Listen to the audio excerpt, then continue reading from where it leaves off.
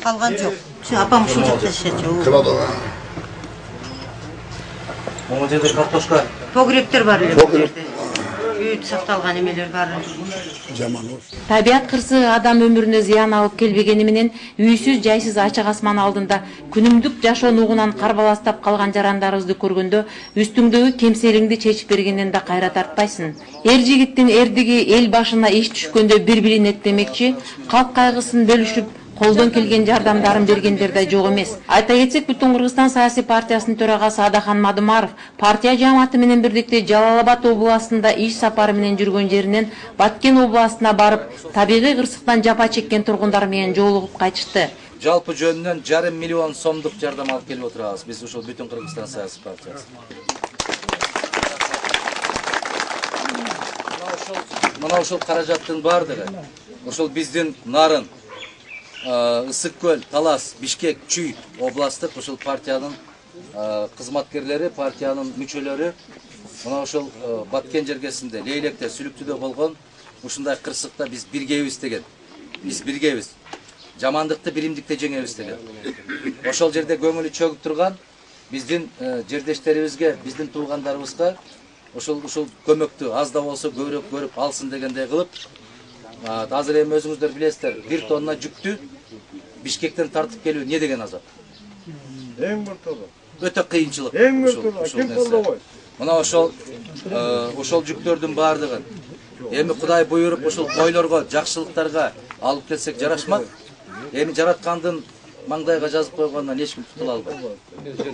Мына ошол биринчилерден болуп жеткенге аракет кылганыбыз дагы ушул. Түндөп жол жүргөнүбүз дагы ушул. Бишкектен Сүлүктүгө чейин жетип келиптир. Кече эрте менен таңертең Бишкектен чыгышып, эртеси күнү 1 суткадан кийин Сүлүктүгө жетип калыптыр деген да бул чоң жумуш. Мына ушуну сиздер аз болсо көптөй көрүп алып койсоңуздар. Биз муну биринчи кезекте көпүрөөк кагып, же болбосо жанакы массалык маалымат каражаттарына берүү үчүн эмес. Биз дайыма айтып келебиз. Соопчулук жасаган болсо, элге журтка көпүрөөк какпай, тынч барып жасап коюш керек соопчулук. Кандай дейсиздер?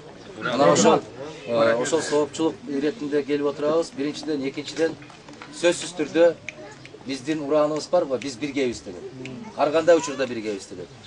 Эл мүддөсүнө ар дайым көңүл кош карабаган партия лидерин мындайча тосуп алып жатышты. Saat 5-6'nın aralığında geldim. Konaklarım bunu вообще. Ayaktan geldim bana öyle.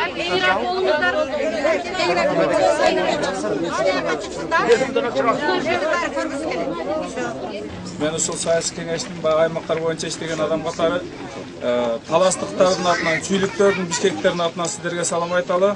Ушул аз да болсо көптөй көрүп, ушул жардамды кабыл алып коюңуздар. Мындан кийин бир мындай кырсык болбосун. Жакшылыктар болсун, ийгиликтер болсун. Коомчулук билип айтабызбы, билбей айтабызбы? Айтор Адахан Мадымаровдун бул кадамын ар кандай төлгө тартканыбыз менен чындык деп чыркыраган бул инсандын эл ишенимин, элге көргөн камкордугун оозуна жетпегендер оң солго бурмалоого алсы болуп калды көрүнөт.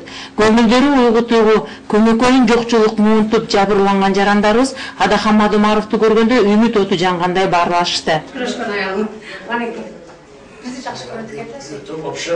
Жақсы адамды. Мына қараңыз күйші сұлды. Шунчалык калдыктаган. Бетте эң ыйыга. Шундай көтөрүлгөн да. Ушундай урунда келген жогорттан. Ким барган сайын дагы эми көптөгөн беттен өткөн адамдардын арбактары колдоп шунчалык үйүбүз калды. Иштери өзүбүз жаман калдык основнойчу.